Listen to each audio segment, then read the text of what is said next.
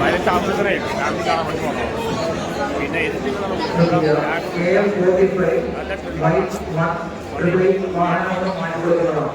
റോഡിലൂടെ ഇത്തറാൻ മതി. രാജാവിമാരെ 4 ഇത്തറായി അതേപോലെ ഇവിടെ ടോണിൽ കൊടുക്കണം. ഈ വർഷത്തെ ഫസ്റ്റ് ഇട്ടാണ്. പിന്നെ നമ്മൾ ചെയ്തിട്ടുണ്ട് നിലവിൽ ഇൻസ്റ്റാളെ ചെയ്തിട്ടുണ്ട്, കമ്പ്യൂട്ടറിൽ ചെയ്തിട്ടുണ്ട്, മേജറിൽ എല്ലാം കൊണ്ട് ഉള്ള എൻ്റെ മെസ്സേജുമാണ്. പടമാണ്.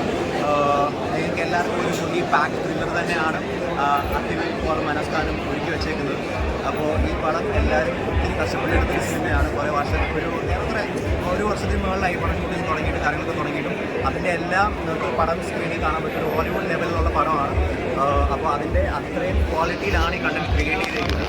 ഇതിൻ്റെ സ്റ്റോറി എന്ന് പറയുന്നത് നിങ്ങൾ എന്തായാലും സീറ്റിൽ പിടിച്ചിരുത്തുന്ന ഒരു സ്റ്റോറിയാണ്. എല്ലാവരും അതേ രീതിയിൽ ഇമ്പോർട്ടൻസ് കൊടുത്ത് തന്നെ പടം കാണുമ്പോൾ നിങ്ങൾക്ക് മനസ്സിലാവും ഓരോ കാര്യങ്ങൾ. എല്ലാവരും നല്ലപോലെ തന്നെ ആക്ട് ചെയ്തിട്ടുണ്ട്. ഇതിൻ്റെ ഒരു കുഴപ്പവും ഈ പടത്തിൽ ഇല്ലെന്നുള്ളതാണ് ഇതിൻ്റെ ഹൈലൈറ്റ്. അപ്പോൾ എല്ലാവരും പോയി കാണുക. സസ്പെൻസും ഉണ്ട്, എല്ലാം ഉണ്ട്. ഒരു ഫുള്ളി പാക്ക് ത്രില്ലറാണ് ഇത്. നിങ്ങൾ കാണുമ്പോൾ മനസ്സിലാവുന്നതാണ്. ഫ്ലൈറ്റ് സീക്വൻസ് ആക്ഷൻ മലയാള സിനിമയിൽ പൊതുവെ അത് കണ്ടുനടത്താമെന്ന് പറഞ്ഞു.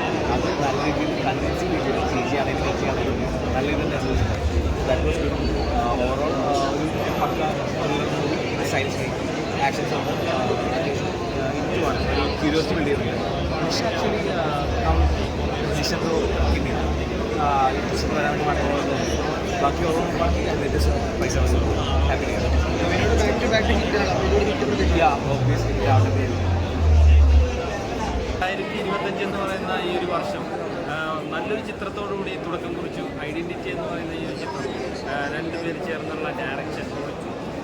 പിന്നെ അതേപോലെ തന്നെ കഥ, ക്യാമറ വർക്ക്, ബാക്ക്ഗ്രൗണ്ട് മ്യൂസിക്, അതങ്ങനെ എല്ലാ ടീമും കോസ്റ്റ്യൂമായാലും എല്ലാ ഡിപ്പാർട്ട്മെൻറ്റും നല്ല രീതിയിൽ തന്നെ ഒത്തിണങ്ങിയ ഒരു നല്ലൊരു ചിത്രം തന്നെയായിരുന്നു ഐഡൻറ്റിറ്റി. തീർച്ചയായിട്ടും ഈ ഒരു ചിത്രം 100 കോടി തിളക്കത്തിൽ തന്നെ എത്തും എന്നുള്ള കാര്യത്തിൽ ഒട്ടും ഡൗട്ടില്ല. എല്ലാ സംസ്ഥാനവും ഈ ഒരു എല്ലാ ഭാഷയും ഉള്ള പ്രേക്ഷകർ ഏറ്റെടുക്കും എന്നുള്ള കാര്യത്തിൽ ഒട്ടും ഡൗട്ടില്ല. അപ്പോൾ ഈ 2025 നല്ലൊരു ചിത്രത്തോടുകൂടി തുടക്കം കുറിച്ചു. നല്ലൊരു ചിത്രം.